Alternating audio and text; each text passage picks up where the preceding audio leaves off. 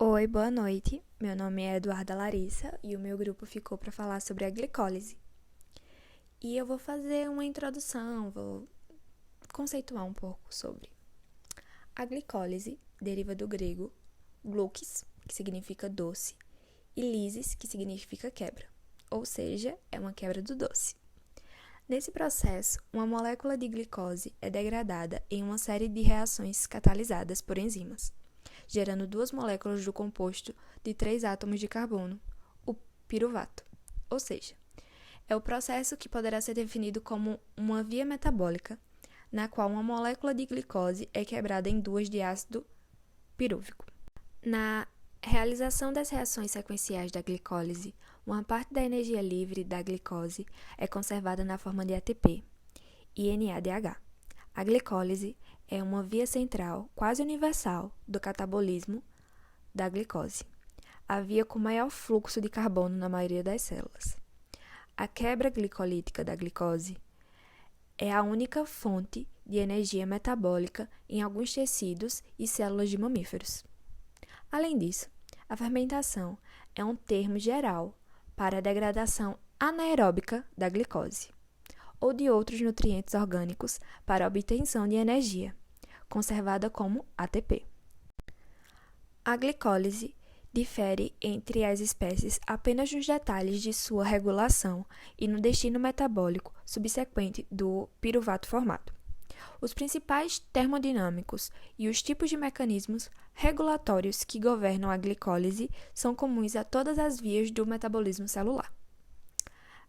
Eu trouxe essa imagem que ela ilustra o processo da glicólise, que vai desde a quebra da glicose até a formação dos dois ácidos pirúvicos. Boa noite, irei explicar um pouco sobre as duas fases da glicólise. A quebra da glicose, formada por 6 átomos de carbono em duas moléculas de piruvato, cada uma com 3 carbonos, ocorre em 10 etapas, divididas em duas fases, a fase preparatória e a fase de pagamento.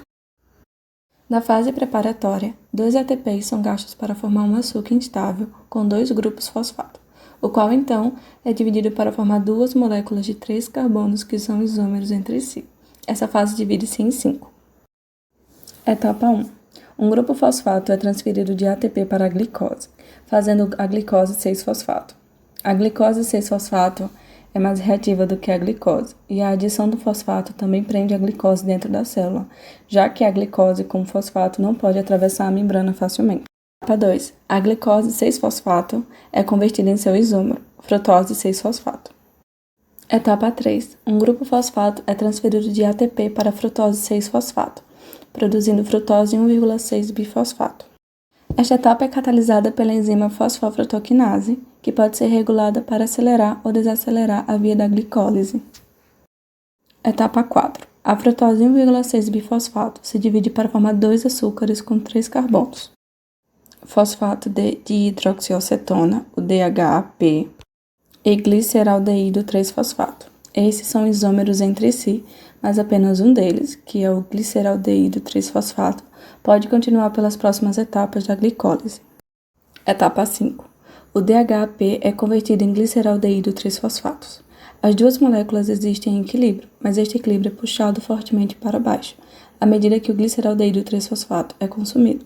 Assim, todo o DHAP é convertido ao final.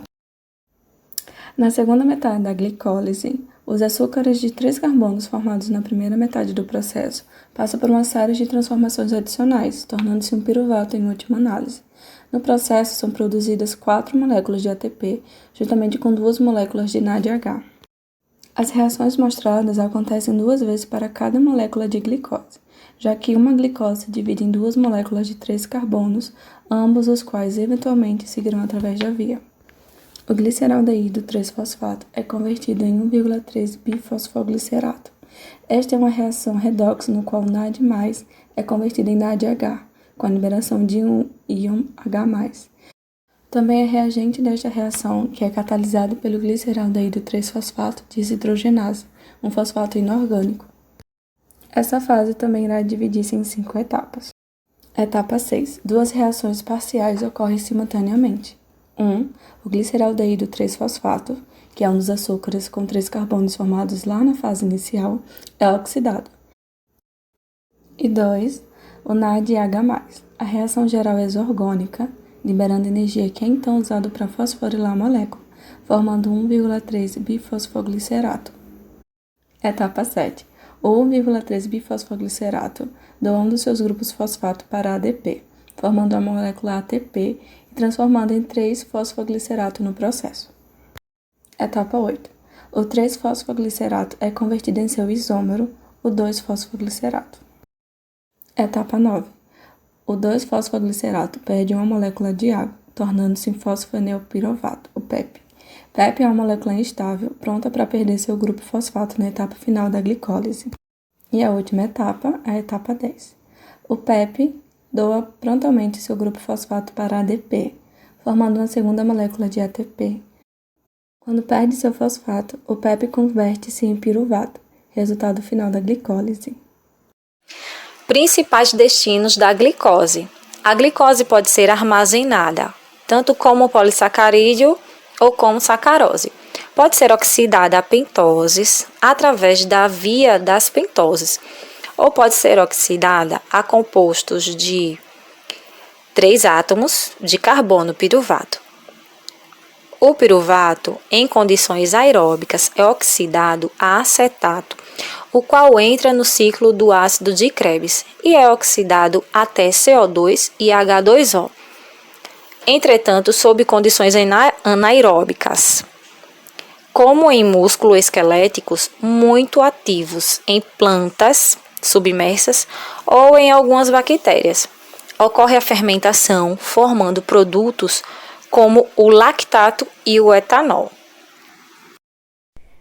Então, como dito anteriormente pela colega, o piruvato ele sofre reações aeróbicas e anaeróbicas. E agora eu vou falar um pouco sobre o destino dele. Ele pode seguir 3 caminhos diferentes, que são 2 anaeróbicos e 1 aeróbico. No anaeróbico, temos o processo de fermentação alcoólica, onde o piruvato é reduzido e torna-se etanol.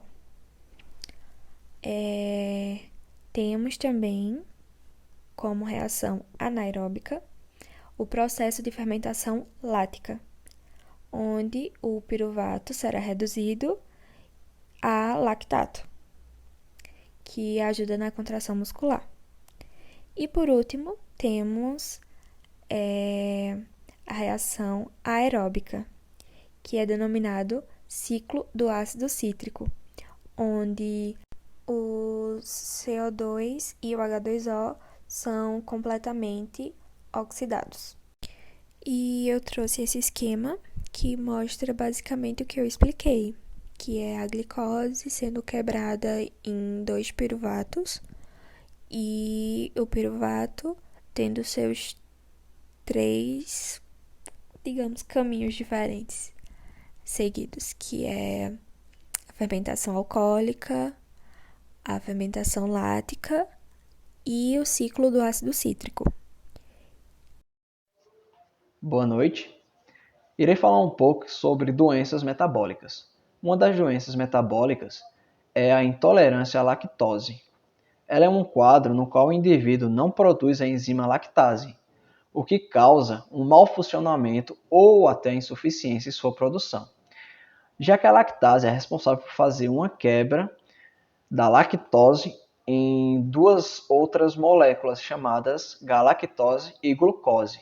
Essas moléculas elas são menores que a lactose e também são mais fáceis de serem absorvidas pelo organismo, já que a lactose metaboliza lactato liberando CH4 e H2 por bactérias intestinais anaeróbicas, ela acaba causando flatulências em indivíduos com intolerância à lactose, já que este carboidrato acaba indo para o intestino e é fermentado por essas bactérias.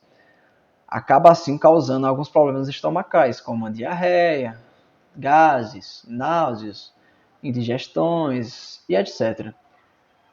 Isto é provocado por questões osmóticas.